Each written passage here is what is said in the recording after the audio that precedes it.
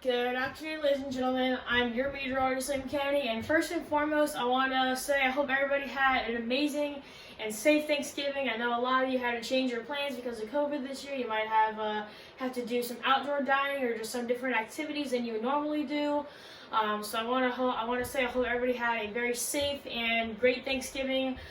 We have a lot to talk about today. This video is going to feature, I want to talk about, we're going to have a very, I guess you could say, stormy start to the week, because we're going to have two jet stream patterns coming together, along with two areas of low pressure that are going to bring very strong storms to the eastern half of the U.S. And I'm also going to give you all at home the forecast going into this week, so that way, this weekend you want to start planning out your week in advance, you can do that. So I'll give all of you at home the 10-day forecast for both inland and Grand Strand counties. But then first and foremost, I'm going to talk about the stormy setup. So here's our setup right now. As of Sunday to Tuesday, as I just said, we're going to have two areas of low pressure. Right here where these two X's are, that's where our two areas of low pressures are. Obviously, we have our main jet stream pattern right here that's going to be dipped at, that's going to be brought down because of that area of low pressure up in the north. And then we're going to also have one in the southeastern region that's going to be brought down with our subtropical jet. But we're going to have, as I just said, a pair of jet stream pattern disturbances that are pretty much going to combine and team up. But then another strong low is going to develop off to the east. But all this means is that the whole eastern side of the U.S. is going to be very stormy as we go into early parts of next week, throughout Monday and Tuesday. So what I want you all to, I guess you could say, learn about is, I'm not sure if I've taught you what low pressure systems are. They're just big, I guess you could say, storm makers up in the atmosphere. They usually have three types of fronts on them. They have stationary fronts on, they have cold fronts, and they have warm fronts. And what a stationary front is, I know a lot of you, when you hear stationary, it means that it's really not moving. When it comes to a stationary front, that means that it's two different types of fronts, a warm front and a cold front. Neither of them are strong enough to overtake another, so it's just kind of like, two fronts that are combining, because, the cold front is not strong enough to overtake the warm front, and the warm front is not strong enough to overtake the cold front, so they kind of just combine and make their own system.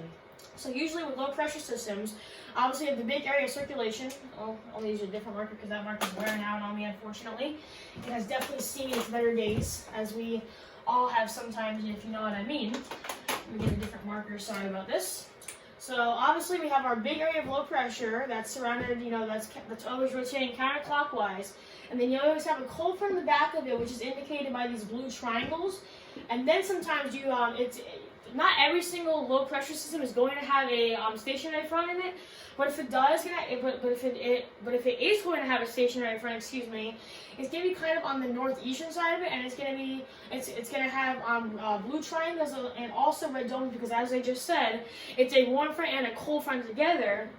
And then usually you just have a warm front on the front of this that would be indicated by red domes. So that is basically an outline of what I guess you could say a low pressure system would look like if you're looking at it on a radar, I guess you could say.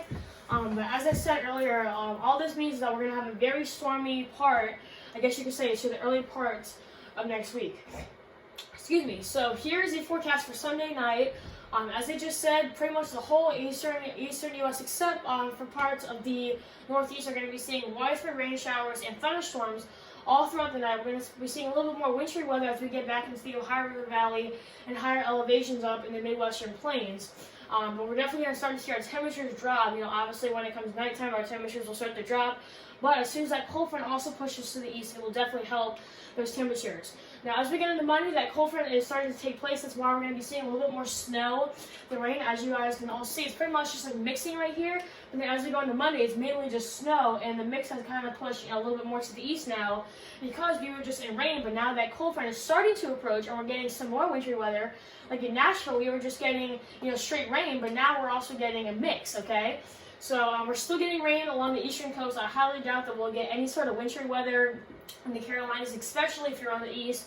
You definitely have a shot of getting some wintry weather in the higher elevations of the western parts of North Carolina and Virginia. But unless you really get really far west and really high of an elevation, you're really not going to see any more winter, I guess you could say, any start to wintry weather until we get further into this winter season. So here's the forecast for Tuesday.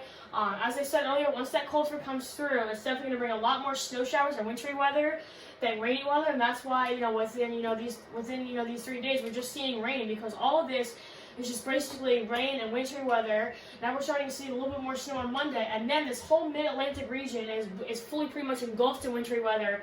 Not just missing, but more, I guess you could say, more snow into the mid-Atlantic, and now even getting into north, I guess you could say, New York, even into Pennsylvania now. And also, look at this, North Carolina, you are just straight in snow now on the very extreme western part. So this cold front is going to be a very big cold front. If you live anywhere along the northeastern South Carolina coast, we're going to be seeing our temperatures go from 60 to 40, possibly with the midnight lows in the mid-30s. So I definitely would not be surprised if the National Weather Service, starts issuing some type of freeze warnings or possibly frost warnings or frost alerts or anything. Just be ready that, come Monday or Tuesday night, just be ready for a big cool down. Make sure that you have, if you're going out to work in very early in the morning, that you dress warmly, especially as you're going out the door. You can pack some, lighter clothes, as the sun comes up and warms up a little bit. But as soon as you're walking out that door, Monday or Tuesday morning, it is going to be very, very cold out. So please have that winter jacket on.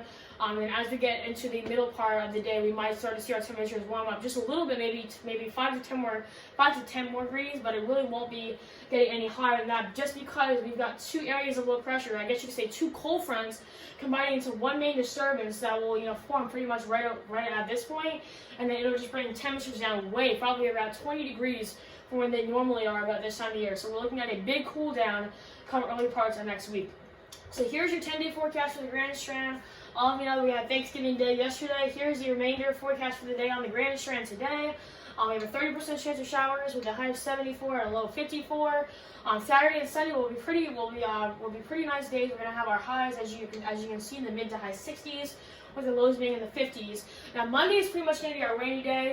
We know when all that rain is gonna come through. But look at this, as I just said, we're going to be seeing our temperatures go from 69, which is almost 70, to 50. So that's basically a 19-degree drop. In the 40s, look at that, going from 42 to 38. That's not very, that's a big drop, y'all.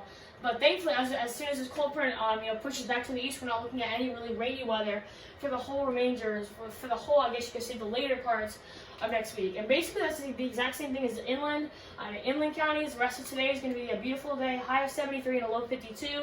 As we get into this weekend, beautiful weekend, highs in the mid-60s with no rain. But then, as I said, Monday, once that cold front comes through, it'll be our big rainy day, dropping our high temperatures from 67 on Monday to 48 on Tuesday, which will be a big drop. Look at that. If we got some rain on Tuesday night, we could possibly see some wintry weather getting into that if you're in the extreme western parts of South Carolina. But thankfully, as this cold front pushes past, we're not looking at any rain. Our temperatures, thankfully, will gradually start to warm up, going from 48 on Tuesday to 55 next Thursday. So we'll gradually start to see these temperatures increase as this cold front continues to push offshore. But once again, here's the current setup. As I just said, we got two areas of low pressures, I guess, or two jet streams kind of combining to form one main area, or I guess you could say one strong disturbance as it gets up into the north. Because see, you got two area disturbances right here and right there, and then as we get into Tuesday, that one main disturbance comes through along with that cold front, bringing a lot more wintry weather to the Mid-Atlantic and Ohio River Valley. So here's the outlook from the Grand Strand again. I'll let you all take a peek at that real fast. Here's the inland parts. So look at that, and that is all I have for you at home today. Thank you all so much for watching. Once again, I hope you all had an amazing and safe Thanksgiving. I know it will definitely be one to remember, considering we had to battle this pandemic as we're going into Thanksgiving. And also, I wanted to tell you all that you all know whenever on my website there's if there's a main event going on like Thanksgiving, I made its own Thanksgiving page in my website. I just deleted that off, and I made a Christmas page on that. So please be sure if you're I guess you could say looking for any Christmas updates. I know it's it's only been a day after Thanksgiving, and we're probably still several weeks until Christmas. But with the way that this season has been, I know everybody just wants to get to these holidays and finally bring up the hopes, I guess you could say, or the moods a little bit. So that's what I'm basically trying to do there too. But just please know that if you're I would just please be keep tuning into my website for the latest details, whether it be on Christmas, whether it be on severe storms or anything. Just please be sure that you're staying very in tune to both my website and YouTube channel for my latest videos and latest updates. So once again, thank you all so much for watching, and hope you guys have a great weekend.